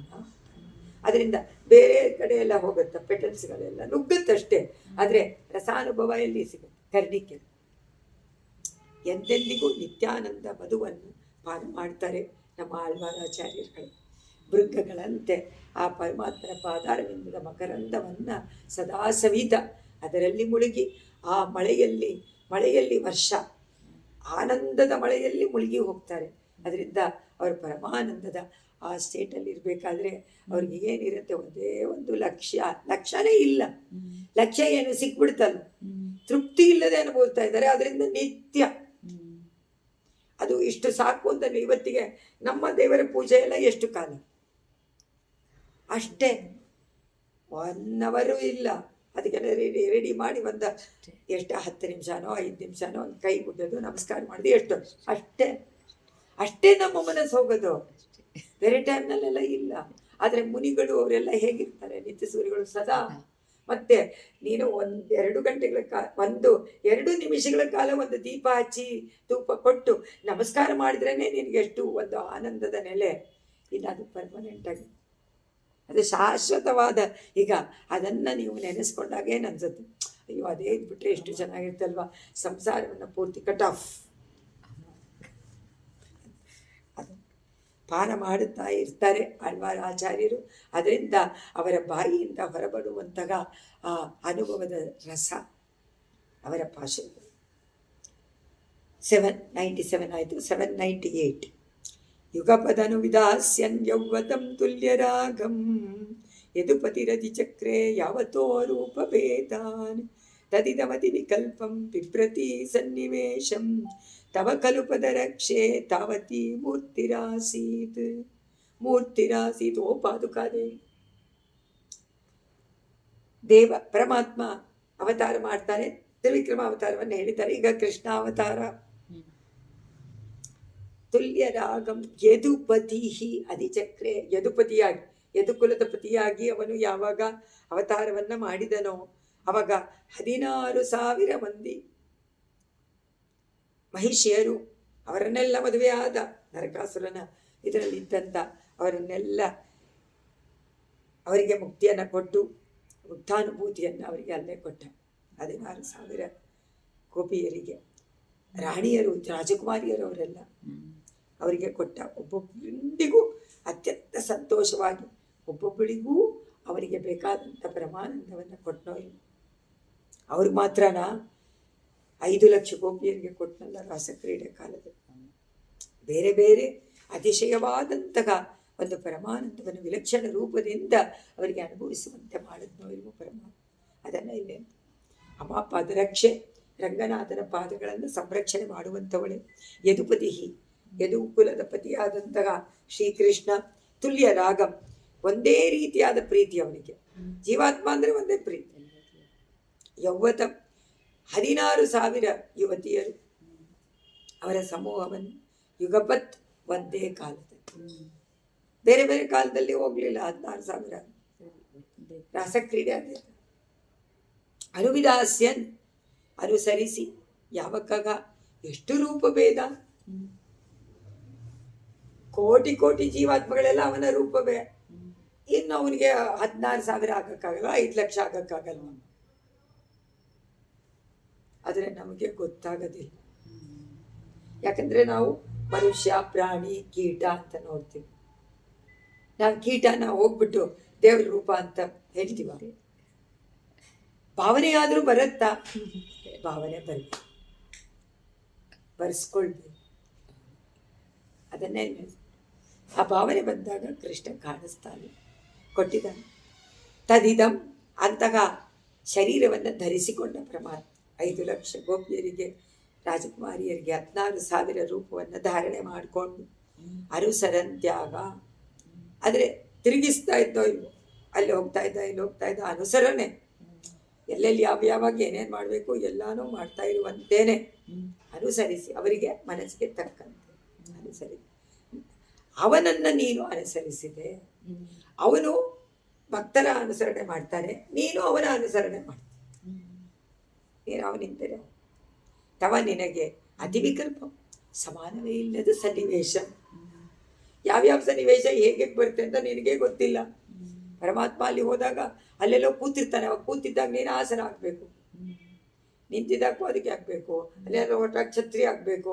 ಯಾವ ಸನ್ನಿವೇಶಕ್ಕೆ ತಕ್ಕಂತೆ ನೀನು 16,000ನೋ 5,00,000ನೋ ಎಲ್ಲ ಕಾಲದಲ್ಲೂ ನೀನಾಗಬೇಕಾಗಿ ಬಂತಲ್ಲ. ತಾವತಿ ಅಷ್ಟೇ ಸಂಖ್ಯೆಯಲ್ಲಾಗಬೇಕು ನೀನು. ಅಷ್ಟೇ ಸಂಖ್ಯೆಯಲ್ಲಿ ಮೂರ್ತಿ ಆಸೀತ್ ಉಂಟಾಯ್ತಲ್ಲ, ಏನು ಆಶ್ಚರ್ಯ. ಅಷ್ಟು 5,00,000 ಕೃಷ್ಣರು ಪಾದಕ್ಕೆ ಹಾಕೋಬೇಕು ಅದು. ಸೊ ಪರಮಾತ್ಮ ಯಾವ ರೀತಿ ಎಲ್ಲೆಲ್ಲಿ ಯಾರ್ಯಾರಲ್ಲಿ ಏನೇನು ರೂಪವನ್ನು ಕೇಳಿದರೆ ಆ ರೂಪ ಆಗ್ತಾನೋ ಇಲ್ವೋ. ಯಾಕೆ ಹೇಳ್ತಾರೆ? ಅವರಿಗೆ ತಕ್ಕಂಥ ರೂಪವನ್ನು ಅವನು ತೋರಿಸ್ತಾನೆ. ಯಾಕಂದರೆ ಆತ್ಮದಲ್ಲಿ ಪರಮಾತ್ಮ ಇದ್ದೇ ಇದ್ದಾನೆ. ಅವರ ಭಾವನೆಗೆ ತಕ್ಕಂತೆ ತಾನೇ ಅವನು ಕೊಡಬೇಕು. ಅವರು ನನ್ನ ಸ್ವರ್ಗದಲ್ಲಾದರೂ ಹಾಕು, ಎಲ್ಲಾದರೂ ಹಾಕು ಅಂದರೆ ಪರಮಾತ್ಮ ಎಲ್ಲಾದರೂ ಹಾಕಿ ಅಲ್ಲೂ ತೋರಿಸ್ಬೋದು. ಅದಕ್ಕೆ ಸ್ಪೆಸಿಫಿಕ್ ಆಯ್ಕಳು. ಆದರೆ ಅದು ನೋಡದೇ ಇರುವಂತೆ ಮಾಡ್ತಾನೆ. ನೋಡದೇ ಇರುವಂತೆ, ಇಲ್ಲೇ ನೋಡದೇ ಇರುವಂತೆ ಮಾಡಬೇಕಲ್ಲ. ಅದೇ ತಾನೇ ಹೇಳೋದು. ಇವಾಗ ಯೋಗ ಮಾಡಬೇಕಾದ್ರೆ, ಧ್ಯಾನ ಮಾಡಬೇಕಾದ್ರೆ ಅವ್ರು ಏನು ಹೇಳ್ತಾರೆ? ನೀವು ಕಣ್ಣು ಬಿಟ್ಟಿದ್ರು ಏನನ್ನೂ ನೋಡ್ತಾ ಇರಬಾರ್ದು. ದಟ್ ಮೀನ್ಸ್ ಎಷ್ಟು ಕಂಟ್ರೋಲ್ ಇರಬೇಕು. ಕಣ್ಣನ್ನು ಮುಚ್ಚಕ್ಕೆ ರೆಪ್ಪೆ ಕೊಟ್ಟಿದ್ದಾನೆ ಪರಮಾತ್ಮ. ಅದಕ್ಕೆ ನಾವು ಕಣ್ಣನ್ನು ಹೊರಗಿಂದ ಮುಚ್ಚಬೇಕು ಅಂತ ನೋಡ್ತೀವಿ ನಾವು. ಆದರೆ ಪೂರ್ತಿ ಕಣ್ಣನ್ನು ಮುಚ್ಚಿ ಒಳಗಿನ ಕಣ್ಣನ್ನು ಇದು ತೆಗೆದಿರ್ಬೋದು, ಆದರೆ ಒಳಗಿನ ಕಣ್ಣು ತೆಗೆದಿಲ್ಲ. ಒಳಗಿನ ಕಣ್ಣು ತೆಗೆದಾಗ ಪರಮಾತ್ಮನ ದರ್ಶನವಾಗ ಹುಡುಕ್ತಾ ಇದ್ದೀವಿ ನಾವು ಹೊರಗಿನ ಕಣ್ಣಿನ, ಅದಕ್ಕೆ ಸಿಕ್ಕೋದು. ಅದನ್ನೇ ಅದರಿಂದ ಅನುಸರಿ ಒಬ್ಬೊಬ್ಬರೊಂದಿಗೆ ಅತ್ಯಂತ ಸಂತೋಷವಾಗಿರೋದಕ್ಕೆ ಒಬ್ಬೊಬ್ಬಳಿಗೂ ಅನುಸರಿಸಿ ಅವಳಿಗೆ ಏನು ಕೇಳಿದ್ಲೋ ಆ ರೀತಿ ತಾನೆ. ಅದಕ್ಕೆ ಅವರಿದ್ದು ಯೋ ಯೋ ಯಾಮ್ಯ ಪ್ರಪದ್ಯಂತೆ ತಾಮ್ ತಥೈವ ಭಜಾಮ್ಯ. ಇವಾಗ ಒಬ್ಬಳು ರಾಜಕುಮಾರಿ ನನಗೆ ಈ ಥರ ಇರಬೇಕು ಅಂತ ಹೇಳಿದ್ರೆ ಅದೇ ಥರನೇ ಅವನಾಗ್ಬಿಡ್ತಾ ಇದ್ದ ಕೃಷ್ಣ, ಕೊಡ್ತಾ ಇದ್ದ ರೂಪ. ಅದನ್ನೇ ಹೇಳ್ತಾರೆ, ಆ ವಿಲಕ್ಷಣ ರೂಪವನ್ನು ಧರಿಸಿ ಆನಂದವನ್ನು ಕೊಟ್ಟು ತಾನು ಆನಂದಪಟ್ಟು ಅಂತಹ ಅದ್ಭುತವಾದ ಅವತಾರ ವಿಶೇಷ ಶ್ರೀಕೃಷ್ಣ ಅವತಾರ. ಅದಕ್ಕೆ ಪರಮಪದಕ್ಕೆ ತಕ್ಕಂತೆ ತಾನು. ಸೊ ಎಲ್ಲ ದಿವ್ಯ ದೇಶಗಳು ಪರಮಪದಕ್ಕೆ, ಎಲ್ಲ ವಿನಗರೇನು ನಮ್ಮ ಭಾವನೆ ಅದು ಬರಬೇಕು. ಒಂದೊಂದು ರೂಪದಲ್ಲೂ ಅವನಿಗೆ ಹೊಂದಿದಂತೆ ನೀನು 2 ಪಾದುಕೆಗಳಾಗಿ, ಅವನು ಒಂದೇ ರೂಪ, ಆದರೆ ನೀನು 2 ಅಂದರೆ ನೀನು ವಿಶೇಷ ರೂಪಗಳನ್ನು ತಾಳ್ಬಿಟ್ಟೆ. ನೀನು 16,000 ರೂಪಗಳನ್ನು ಅವನು ತಾಳಿದರೆ ನೀನು 32,000. ಅದಕ್ಕೆ ಅದೇ ಒಂದೊಂದು ಇದು ವರ್ಣಿಸಕ್ಕಾಗತ್ತಾ ಅಂದರೆ ವರ್ಣಿಸಕ್ಕೆ ಸಾಧ್ಯ ಇಲ್ಲಂತಹ ಒಂದು ವೈಭವ. ಪರಮಾತ್ಮನ ಹಿರಿಮೆ, ಮಹಿಮೆ, ವೈಭವ, ಅವನ ಪ್ರಭಾವ ಅದೆಲ್ಲದಕ್ಕಿಂತ ನಿನ್ನದು ಮೇಂಪಟ್ಟದ್ದು ಅಂತ ವ್ಯಕ್ತಪಡಿಸಿ, ನಿನ್ನ ಸನ್ನಿವೇಶ ಅಂದರೆ ಇಲ್ಲೇ ರೂಪ, ಆ ರೂಪವನ್ನು ನೀನು ಬದಲಾಯಿಸಿಕೊಂಡು ಅದಕ್ಕೆ ತಕ್ಕಂತೆ ಆದೆ ಅಲ್ವಾ ಅಂತಾರೆ. ಅದಕ್ಕೆ ನರಕಾಸುರನ ವಿಷಯ ಇದು. 16,000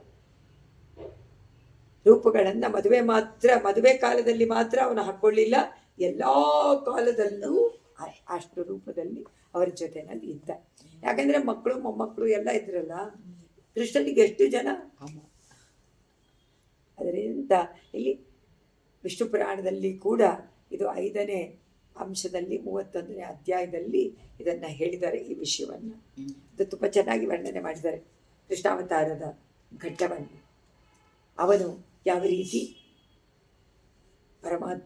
ಪರಮಾನಂದದ ಅನುಭವವನ್ನು ರಾಸಕ್ರೀಡೆ ಕಾಲದಲ್ಲಿ ಮತ್ತೆ 16,000 ಪಟ್ಟ ಮಹಿಷಿಯರು ಅವರ ರೂಪದಲ್ಲಿ ಅವರಿಗೆ ತಕ್ಕಂತೆ ರೂಪವನ್ನು ಧರಿಸಿಕೊಂಡು ಆ ರೀತಿ ವೈಕುಂಠದಲ್ಲೂ ಹಾಗೆ ಒಬ್ಬನೇ ಒಬ್ಬ ಇಲ್ಲ. ಈಗ ಹೇಗೆ ಆ ಜೀವಾತ್ಮನಲ್ಲಿ ಪರಮಾತ್ಮ ಇದ್ದಾನೋ ಅಲ್ಲಿ ನಿತ್ಯರಲ್ಲೂ ಪರಮಾತ್ಮ. ಆದರೆ ಅವ್ರು ಹೇಳ್ತಾರೆ ನನಗೆ ಎದುರುಗಡೆ ತೋರಿಸು ಅಂತಾರೆ, ಎದುರುಗಡೆ. ಅದರಿಂದ ಪರಮಾತ್ಮನಿಗಿಂತ ಆಚಾರ್ಯರ ವೈಭವ ಜಾಸ್ತಿ. ಅದರಿಂದ ಆಚಾರ್ಯ ವೈಭವವನ್ನು ಕೊಂಡಾಡ್ತಾನೆ ಇರಬೇಕು. ಜೀವಾತ್ಮರುಗಳು ಎಲ್ಲರನ್ನ ಉದ್ಧಾರ ಮಾಡೋಕ್ಕೋಸ್ಕರವೇ ಅವರು ಪಣ ತೊಟ್ಟು ಪರಮಾತ್ಮನ ಆಜ್ಞೆ ಇರ್ಬೋದು, ಆದರೆ ಅದು ನೆರವೇರಿಸಬೇಕಲ್ಲ, ನೆರವೇರಿಸಿ ಅವರಿಗೆ ತೃಪ್ತಿ ಉಂಟು ಮಾಡಬೇಕಲ್ಲ, ಆನಂದ ಉಂಟು ಮಾಡಬೇಕಲ್ಲ. ಅದಕ್ಕೆ ಅದರಲ್ಲೇ ಪೂರ್ತಿ ಮುಳುಗಿಬಿಡ್ತಾರೆ. ಪಾದುಕಾದೇವಿ ಹೇಗೆ ಪರಮಾತ್ಮನ ರಕ್ಷಣೆಯಲ್ಲಿ ಮುಳುಗಿದಾಳಪ್ಪ. 799 ತತ್ತದ್ವೃತ್ತೇರನುಗುಣತೆಯ ವಾಮನೀಂ ವ್ಯಾಪಿನೀಂ ವಾ ಪ್ರಾಪ್ತೇ ರಂಗ ಪ್ರತಿತ ವಿಭವೆ ಭೂಮಿಕಾಂ ಸೂತ್ರಧಾರೆ ಮನ್ಯೇ ವಿಶ್ವಸ್ಥಿತಿಮಯ ಮಹಾ ನಾಟಿಕಾಂ ನೇತು ಕಾಮ ನಾನಾ ಸಂಸ್ಥಾ ಭವತಿ ಪಾದುಕೆ ನರ್ತಕೀವ.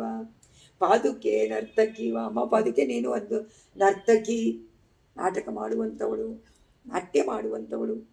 ಯಾತಕ್ಕೆಂದರೆ ನೀನು ನರ್ತನ ಮಾಡುವಂತೆ ನಾನಾ ಸಂಸ್ಥಾ ಅನೇಕ ರೂಪಗಳನ್ನು ಧಾರಣೆ ಮಾಡ್ಕೊಳ್ತೀಯ. ನಾನಾ ರೂಪ ಭವತಿ ಆಗ್ತೀಯ ಅಂತ ನಾನು ತಿಳ್ಕೊಳ್ತೀನಿ. ಸೊ ಎಲ್ಲದರಲ್ಲೂ ಸ್ವಾಮಿ ದೇಶಿಕರು ತಕ್ಷಣ ಹೇಳ್ಬಿಡ್ತಾರೆ, ನನಗೆ ಈ ಥರ ಅನಿಸತ್ತೆ, ನಾನು ಏನು ತಿಳ್ಕೊತೀನಿ ಗೊತ್ತಾ ನಿನ್ನನ್ನು ನೋಡಿದ್ರೆ ಅಂತಾನೆ ಆರಂಭ ಮಾಡ್ತಾರೆ. ಯಾಕೆಂದರೆ ಈ ಕಲ್ಪನಾ, ಈ ಒಂದು ಯೋಜನೆಯನ್ನು ಬೇರೆ ಎಲ್ಲೂ ನೋಡೋಕ್ಕಾಗಲ್ಲ. ಇದು ಕವಿಗಳಿಗೆ ಕೊಟ್ಟಿರುವಂಥ ಒಂದು ಶಕ್ತಿ. ಆದರೆ ಇದನ್ನು ಅರ್ಥ ಮಾಡ್ಕೊಳ್ಳೋದು ಸುಲಭ. ಪರಮಾತ್ಮನನ್ನ ಅರ್ಚಾರೂಪದಲ್ಲಿ ವಿಭವದಲ್ಲಿ ಅರ್ಥ ಮಾಡಿಕೊಂಡಿದ್ರೆ ಇದು ಸುಲಭ. ಅದರಿಂದ ಹೇಳ್ತಾರೆ, ಇದರಲ್ಲಿ ನರ್ತನಕ್ಕೆ ಒಬ್ಬ ಮುಖ್ಯವಾದವನು ಇರ್ತಾನೆ. ನಾಟಕಕ್ಕೆ, ನರ್ತನಕ್ಕೆ ಎಲ್ಲ ಡ್ರೆಸ್ ಮಾಡಕ್ಕೆ ಬೇಕು. ಅದಕ್ಕೆ ತಕ್ಕಂತೆ ಯಾವ್ಯಾವ ರೂಪಕ್ಕೆ, ಯಾವ್ಯಾವ ನರ್ತನಕ್ಕೆ ಏನೇನು ಮಾಡಬೇಕೋ ಅದರಲ್ಲಿ ಮುಖ್ಯನಾದವನು ಡಿಸೈಡ್ ಮಾಡ್ತಾನೆ. ಈ ವೇಷ ಹಾಕ್ಕೊಂಡ್ರೆ ಈ ಥರ ಹಾಕೋಬೇಕು ಅದು. ಅವನು ಅಲ್ಲಿ ಹೋಗ್ತಾನೆ, ನೀನು ಈ ಥರ ವೇಷ ಹಾಕೋ, ಈ ಥರ ವೇಷ ಹಾಕೋ, ಈ ಥರ ಹಾಕೋ ಅಂತ ಹೇಳ್ತಾನೆ. ಅವನು ಏನು ಮಾಡಬೇಕಾದ್ರೆ ಅವನಿಗೆಲ್ಲ ಗೊತ್ತಿರಬೇಕು. ಗೊತ್ತಿದ್ದೆ ಹೆಂಗೆ ಹೇಳಕ್ಕ? ಅವನಿಗೆ ರಾಮನನ್ನೇ ನೋಡಿಲ್ಲ ಅಂತ ಇಟ್ಕೊಳ್ಳಿ, ರಾಮನ ವೇಷ ಹೆಂಗೆ ಹಾಕೋದು ಆಗತ್ತೆ. ಅದರಿಂದ ಅದಕ್ಕೆ ತಕ್ಕಂತೆ ವೇಷವನ್ನು ಧರಿಸಿ ಆ ನರ್ತನವನ್ನು ಮಾಡಿಬಿಡ್ತಾನೆ. ನರ್ತಕಿಗೆ ಗೊತ್ತಿರುತ್ತೆ, ನರ್ತಕಿ ಈ ರೀತಿ ಮಾಡ್ಕೋಬೇಕು ಅಂದಾಗ ಅವನು ಮಾಡ್ತಾನೆ. ಇಲ್ಲ ಇವಳಿಗೆ ಗೊತ್ತಿಲ್ಲ, ಅವನು ಮಾಡ್ತಾನೆ. ಇವಳಿಗೆ ಗೊತ್ತಿಲ್ಲ, ಅವನು ಡ್ರೆಸ್ ಮಾಡ್ತಾನೆ. ಡ್ರೆಸ್ ಅಂದರೆ ಆಕಾರ. ಪರಮಾತ್ಮ ಅದಕ್ಕೆ ತಕ್ಕಂತೆ ಕೊಡ್ತಾನೆ ಅಂತ ಅವನು ಕೊಡ್ತಾನೆ, ನಾವು ಕೊಡುತ್ತಾನೆ.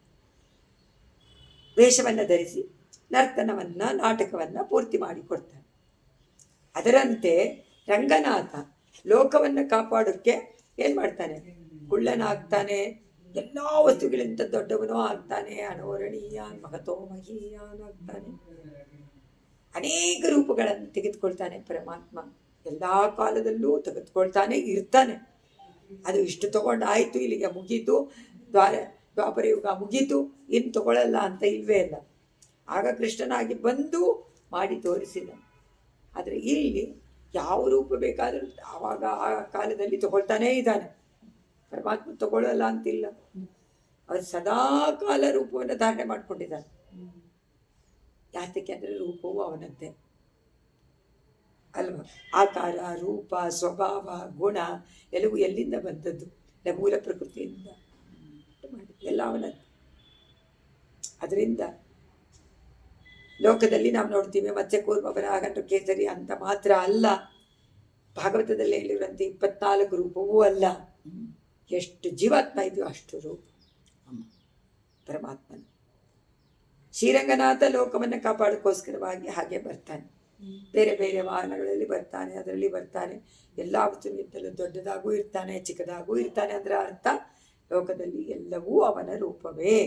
ನೀನು ಅದಕ್ಕೆ ತಕ್ಕಂತೆ ರೂಪವನ್ನು ಬದಲಾಯಿಸಿಕೊಂಡು ನೀನು ಇರ್ತೀಯ. ಆ ಸನ್ನಿವೇಶಕ್ಕೆ ಸಹಾಯವಾಗಿ ನೀನು ಪಾದುಕಾದೇವಿ, ನೀನು ಪರಮಾತ್ಮನ ಜೊತೆಯಲ್ಲೇ ಯಾವಾಗಲೂ ತಕ್ಕಂತೆ ಇರ್ತೀಯ. ವ್ಯತ್ಯಾಸವೇ ಇಲ್ಲ. ಯಾಕೆಂದರೆ ನೀನು ಚಿಕ್ಕದಾಗಿದ್ದಾಗ ಪರಮಾತ್ಮ ದೊಡ್ಡದಾಗಿ ಬೆಳೆದ್ರೆ ನೀನೆಲ್ಲಿರ್ತೀಯ? ನಿನ್ನ ಪ್ರಯೋಜನ ಏನಾಯಿತು? ಸಹಾಯ ಏನಾಯಿತು ಭಗವಂತನಿಗೆ? ಅದರಿಂದ ನೀನು ಅದರಂತೆಯೇ ಆಗ್ತೀಯ, ನೆರವೇರಿಸ್ತೀಯ. ರಕ್ಷಣಾ ಕಾರ್ಯವನ್ನು ಪರಮಾತ್ಮ ಯಾವುದಕ್ಕೋಸ್ಕರ ಸಂಚಾರದಲ್ಲಿ ಬರ್ತಾನೋ ಅದನ್ನು ನೀನು ಕೂಡ ಮಾಡಬೇಕು ಅಂಥೇಳಿ ಅವನಿಗೆ ತಕ್ಕಂತೆ ರೂಪವನ್ನು ಧರಿಸಿಕೊಂಡು ಬರ್ತೀಯ ಅಂತ ಇಲ್ಲಿ ಹೇಳ್ತಾರೆ. ಅದರಿಂದ ಯಾವ ರೀತಿ ಜಗತ್ತನ್ನು ಸಂಕಲ್ಪ ಮಾಡಿ ರಕ್ಷಣೆ ಮಾಡ್ತಾನೋ ಅದಕ್ಕೆ ಸರಿಯಾಗಿ ಆಳ್ವಾರ ಆಚಾರ್ಯರುಗಳನ್ನು ಅವತಾರ ಮಾಡುವಂತೆ ಅವನೇ. ಸೊ ಅವನ ರೂಪ ಆಚಾರ್ಯ ದೇವರು ಇಲ್ಲೂ ಅರ್ಥ ಆಗತ್ತೆ. ಅದರಿಂದ ಕಲಿಯುಗದಲ್ಲಿ ಭಾಗವತದಲ್ಲಿ ಕಡೆಯಲ್ಲಿ ಹೇಳಿರುವಂತೆ ಅಂತ ಹೇಳುವಂತೆ ಕಲವು ಭವಿಷ್ಯಂತಿ. ಆಗ ಪರಮಾತ್ಮ ಆಳ್ವಾರರ ರೂಪದಲ್ಲಿ, ಆಚಾರ್ಯ ರೂಪದಲ್ಲಿ ಕಲಿಯುಗದಲ್ಲಿ ಭೂಮಿ ಮೇಲೆ ಅವತಾರ ಮಾಡಿ ತನ್ನ ಕಾರ್ಯವನ್ನು ನಡೆಸಿಕೊಳ್ತಾನೆ. ಹಾಗೆಯೇ ಒಂದೊಂದು ಸಮಯದಲ್ಲೂ ಒಂದೊಂದು ರೀತಿಯಾಗಿ ದೇವರ ನಿಯಮನದಂತೆ ನಡೀತಾರೆ ಅವರೆಲ್ಲರೂ ಕೂಡ. ಅದರಂತೆ ನೀನು ಮಾಡ್ತೀಯ. ನೀನು ಮಾಡುವಂಗೆ ಆಚಾರ್ಯರು, ಇವರಂತೆ ಅಲ್ಲ. ಆದರೆ ನಮಗೆ ಕಣ್ಣಿಗೆ ಕಾಣಿಸೋದು ಪ್ರತ್ಯಕ್ಷವಾಗಿ ನಾವು ನೋಡಿರೋದು ಅವರದ್ದು. ಅದರಂತೆ ನೀನು ಅಂತ ಹೇಳಿ ಅದನ್ನು ಇಲ್ಲಿ ಒಂದೊಂದು ಸಮಯದಲ್ಲೂ ನೀನು ಒಂದೊಂದು ರೀತಿಯಾಗಿ ವೇಷವನ್ನು ಹಾಕ್ಕೊಂಡು ನಾಟಕಿಯಂತೆ, ನರ್ತಕಿಯಂತೆ ನೀನು ನಾಟಕವನ್ನು ಮುಗಿಸ್ತೀಯ. ಯಾರಿಂದ? ಪರಮಾತ್ಮನ ಅನುಗ್ರಹ. ಆಗ ಪರಮಾತ್ಮನೇ ತಾನೆ ಪಾದುಕೆಯನ್ನು ನೋಡ್ಕೊಳ್ಳೋದು. ಆದರೆ ಪಾದುಕೆ ಪಾದವನ್ನು ನೋಡ್ಕೊಳ್ತಾಳೆ. ಇಬ್ಬರಿಗೂ ಅನ್ಯೋನ್ಯವ ಇಲ್ಲ ಅಂದ್ಬಿಟ್ರು. ನೀನು ರಕ್ಷಕಳು, ಅವನು ರಕ್ಷಿಸಲ್ಪಡುವಂಥವನು. ಅದರಿಂದ ವ್ಯತ್ಯಾಸ ಆಗೋಯ್ತಲ್ಲ, ನೀನೇ ಬೇರೆ ಅವನೇ ಬೇರೆ ಆಗೋಯ್ತು. ದೇವರ ನಿಯಮನದಂತೆ ಆಚಾರ್ಯರು ನಡೀತಾರೆ ಅನ್ನೋದು ನಮಗೆ ಪ್ರತ್ಯಕ್ಷ. ಅದರಿಂದ ಅದನ್ನು ಹೇಳ್ತಾರೆ. ಈಗ 800ನೇ ಶ್ಲೋಕ. ಮಾನೇ ಪರಂ ಸಮಾನೇ ಪ್ರತ್ಯಕ್ಷೇಣಾಗಮೇನಾಪಿ ಹರಿಚರಣಸ್ಯ ತವಾಪಿತು ವೈಷಮ್ಯಂ ರಕ್ಷಕತ್ವಾಭ್ಯ. ಅದು ಬಂತು ಇಲ್ಲಿ. ರಕ್ಷಕತ್ವವನ್ನು ನೀನ ಇಟ್ಕೊಂಡ್ಬಿಟ್ಟೆ, ಅವನಿಗೆ ರಕ್ಷಣೆ ಮಾಡುವಂಥವನು ಈಗ ರಕ್ಷಿಸಲ್ಪಡುವಂಥವನಾಗ್ಬಿಟ್ಟಲ್ಲ ಅಂತಾರೆ ಇದರಲ್ಲಿ. ವಾಪ್ಯ. ಹೇ ಪಾದುಕಾದೇವಿ, ಹರಿಚರಣಸ್ಯ ದೇವರ ಪಾದಗಳಿಗೂ ತವಾಪಿ ನಿನಗೂ ಪ್ರತ್ಯಕ್ಷೇಣ ನೋಟ ಮೊದಲಾದುವುದರಲ್ಲಿ ಆಗಮೇನಾಪಿ ಶಾಸ್ತ್ರದಲ್ಲೂ, ಪ್ರತ್ಯಕ್ಷದಲ್ಲೂ ಶಾಸ್ತ್ರದಲ್ಲೂ ಎರಡು ಪ್ರಮಾಣ. ಪ್ರತ್ಯಕ್ಷವಾಗಿ ಪ್ರಮಾಣವಾಗಿಯೂ ಶಾಸ್ತ್ರ ಪ್ರಮಾಣವಾಗಿಯೂ ಮಾನೆ. ಅಳತೆ ಅಂದರೆ ಮಾನೆ ಅಂದರೆ ಅಳತ, ಮಾನ ಅಂದರೆ ಒಂದು ಮೆಷರ್, ಅಳತೆ ಅಥವಾ ಅರಿವು, ಅದರ ಅರಿವು ಮೊದಲಾದವು. ಪರಂ ತುಂಬ ಸಮಾನೇಪಿ ಒಂದೇ ರೀತಿಯಾಗಿದ್ರು ವೈಷಮ್ಯಂ ಉಂಟು. ವೈಷಮ್ಯ ಅಂದ್ರೆ ಏನು? ಬದಲಾವಣೆ ಉಂಟು. ಅದು ಯಾವುದರಲ್ಲಿ? ರಕ್ಷಕತ್ವದಲ್ಲಿ ಬೇರೆ ಆಗ್ಬಿಟ್ಟೆ ಅಂತಾರೆ. ಕಾಪಾಡಲ್ಪಡತಕ್ಕದ್ದು, ಕಾಪಾಡಬೇಕಾಗಿದ್ದು ಕಾಪಾಡಲ್ಪಡತಕ್ಕದ್ದಾಗ್ಬಿಡ್ತು. ನೀನು ಕಾಪಾಡುವಂಥವಳಾಗ್ಬಿಟ್ಟು, ಇದೇ ವ್ಯತ್ಯಾಸ. ಇದು ವೈಷಮ್ಯ. ಪ್ರಮಾಣ, ಶಾಸ್ತ್ರ, ಪ್ರತ್ಯಕ್ಷ ಎಲ್ಲ ನಮಗೆ ಅರ್ಥ ಆಯಿತು, ನೀವಿಬ್ಬರು ಸಮಾನ ಅಂತ. ಆದರೆ ರಕ್ಷಕತ್ವದಲ್ಲಿ ವ್ಯತ್ಯಾಸ ಉಂಟಾಗ್ಬಿಡ್ತು ಅಂತ ಹೇಳಿ, ಓ ಪಾದುಕಾದೇವಿ, ಅಗಲ ಉದ್ದ ಅದು ನೋಟಕ್ಕೆ, ಅಗಲ ಉದ್ದ ಎಲ್ಲದರಲ್ಲೂ ನೀನು ಪರಮಾತ್ಮನ ಪಾದಕ್ಕೆ ಸಮಾನ. ನಿಮ್ಮಿಬ್ಬರಿಗೂ ವ್ಯತ್ಯಾಸ ಏನು ಅಂದರೆ ಒಂದೇ ಒಂದು ಇದು ಅಂತ ಹೇಳಿಬಿಟ್ಟು ಇದನ್ನು ಮುಗಿಸ್ತಾರೆ ಸನ್ನಿವೇಶ ಪದ್ಧತಿಯನ್ನು. ಆಳ್ವಾರ ಆಚಾರ್ಯರುಗಳು ದೇವರಿಗೂ ಎಲ್ಲ ವಿಷಯದಲ್ಲೂ ಸಮಾನೆ. ಅವರು ಆ ಥರ ಪರಮಾತ್ಮ ಅವರ ವೇಷವನ್ನು ಧಾರಣೆ ಮಾಡ್ಕೊಳ್ದೇ ಇದ್ರೆ ಅವನ ಕಾರ್ಯ ಪೂರ್ತಿ ಆಗ್ತಾ ಇರಲಿಲ್ಲ. ಅವನೇ ಬಂದಿದ್ರೆ, ನಾನೇ ಬಂದೆ ಅಂತ ನಾನು ಅಂತಾನೆ ಹೇಳ್ಕೊಳ್ತಾ ಇದ್ರೆ ಆಗ್ತಾ ಇರಲಿಲ್ಲ. ಅದಕ್ಕೆ ಸುಗಮವಾಗಿ ನಡೆಸ್ಕೊಂಡು ಬಿಡ್ತಾನೆ ಆಚಾರ್ಯ ರೂಪದಲ್ಲಿ ಅಂತ ಹೇಳಿ ಸದಾಚಾರ್ಯರನ್ನು ದೇವರೇ ಸರಿಯಾದ ರೀತಿಯಲ್ಲಿ ಯಾವ ತೊಂದರೆಯೂ ಬರದಂತೆ ನೋಡ್ಕೊಳ್ತಾನೆ. ಆದರೆ ನಮಗೇನಂತತ್ತೆ, ಅವರನ್ನು ರಕ್ಷಣೆ ಮಾಡ್ತಾ ಇದ್ದಾರೆ ಅನ್ಸುತ್ತೆ. ಈಗ ಕಾಪಿಡ್ತಾರಲ್ಲ ಪೆರಿಯಾಳ್ವಾರ್, ಅವಾಗ ನೋಡಿದ್ರೆ ಅನ್ಸುತ್ತೆ, ಓ ಆಳ್ವಾರು ಪರಮಾತ್ಮನಿಗೆ ರಕ್ಷಣೆ ಇಟ್ಟು ನೀ ಚೆನ್ನಾಗಿರು ಅಂತ ಆಶೀರ್ವಾದ ಮಾಡ್ತಾ ಇದ್ದಾರಲ್ಲ, ಇವ್ರಿಗಿಂತ ದೊಡ್ಡವ್ರು ತಾನೇ ಅವರು ಅಂತ ಅನ್ಸತ್ತೋ. ಸೊ ರಕ್ಷಕಾಭ್ಯಾಮ್ ಅದೇ ಥರ. ಯಾವ ತೊಂದರೆನೂ ಉಂಟಾಗಬಾರ್ದಪ್ಪ ನಿನಗೆ, ವಾಳಿ ಪಲ್ಲ ಇರುತ್ತಾಂಡೆ ಅಂತ ಕಾಪಾಡುವಂತಹ ಇದನ್ನು ತಮಗೆ ಆರೋಪ ಮಾಡಿ ಪರಮಾತ್ಮನನ್ನು ನಾನು ಕಾಪಾಡ್ತೀನಿ, ಅವ್ರಿಗೇನು ಇದು ಉಂಟಾಗದೇ ಇರಲಿ, ಈ ಜನಗಳ ಕಣ್ಣೆಲ್ಲ ಬೀಳದೇ ಇರಲಿ ಅಂತ. ಏನಾಯ್ತು ಇವಾಗ ಅವರ ಭಾವನೆ ನೋಡಿ, ಭಾವನೆ ಅಂತೆ ತಾನೇ ಬರುತ್ತೆ ಮಾತುಗಳು, ಭಾವನೆಯಂತೆ ಮಾತುಗಳು ಬರುತ್ತೆ. ಅದರಿಂದ ಸದಾಚಾರ್ಯರು ದೇವರನ್ನು ನೋಡ್ಕೊಳ್ತಾ ಇರ್ತಾರೆ. ಯಾವ ತೊಂದರೆನೂ ಬರಬಾರ್ದು ಅಂತೇಳಿ ದೇವರ ಪೂಜೆನೇ ಅವರಿಗೆ ತುಂಬ ಮುಖ್ಯ. ದೇವರನ್ನು ನೋಡ್ಕೊತಾ ಇರ್ತಾರೆ. ಆದರೆ ದೇವರ ಕಾರ್ಯವನ್ನು ಸಂಪೂರ್ಣವಾಗಿ ಸಹಾಯ ಮಾಡಿ ಅದನ್ನು ಆ ಭಾವದಿಂದ ಅವನಿಗೆ ಸಹಾಯವಾಗುವಂತೆ ಎಲ್ಲವನ್ನು ಏನು ನಿಯಮನ ಮಾಡಿರ್ತಾನೋ ಅದನ್ನೆಲ್ಲ ಸಂಪೂರ್ಣವಾಗಿ ಕೃತಕೃತ್ಯರಾಗಿ ತಮ್ಮ ಅವತಾರವನ್ನು ನಾಟಕದಲ್ಲಿ ಹೇಗೆ ನರ್ತನ ಮಾಡುವಂಥವಳು ಮಾಡಿಬಿಟ್ಟು ಹೋಗ್ತಾಳೋ ಆ ಥರ ಆ ವೇಷವನ್ನು ಹಾಕ್ಕೊಂಡು ಮಾಡಿ ಆಚಾರ್ಯರ ವೇಷವು ಪರಮಾತ್ಮ. ಅದರಿಂದ ದಶಾವತಾರ ಅಂತ ಆಚಾರ್ಯರು ಹೇಳಿದ್ದು ಒಪ್ಪಿಕೊಳ್ಳಬಹುದು ಅಂತ ಹೇಳಿ ಸನ್ನಿವೇಶ ಪದ್ಧತಿಯನ್ನು ಇಲ್ಲಿಗೆ ಮುಗಿಸ್ತಾರೆ. ಮಾನೇ ಪರಂ ಸಮಾನೇ ಪ್ರತ್ಯಕ್ಷೇಣ ಗಮೇನಾಪಿ ಹರಿಚರಣಸ್ಯ ತವಾಪಿತು ವೈಷಮ್ಯಂ ರಕ್ಷಕತ್ವಾಭ್ಯಾಂ ಜಯತಿ ರಾಜಸುಕ್ತಿ ಜಯತಿ ಮುಕುಂದಸ್ಯ ಪಾದುಕಾಯುಗಳೇ ತದುಪಯತರಾಜವೇಣಿ ಅವಂದೆಯಂತೋ ಜಯಂತಿ ಭುವಿ ಸಂತಶೀಲಕ ಪೃಥ್ವೀಶ ಚರಣತ್ರಾಣ ಶೇಖರಾಗ ಜಯಂತಿ ಭುವನತ್ರಾಣ ಪದಪಂಕಜರೇಣುವಗ ಕವಿತಾರ್ಕಿಕ ಸಿಂಹಾಯ ಕಲ್ಯಾಣ ಗುಣಶಾಲಿನೇ ಶ್ರೀಮತೆ ವೆಂಕಟೇಶಾಯ ವೇದಾಂತ ಗುರವೇ ನಮಃ. ಸರ್ವಂ ಶ್ರೀಕೃಷ್ಣ.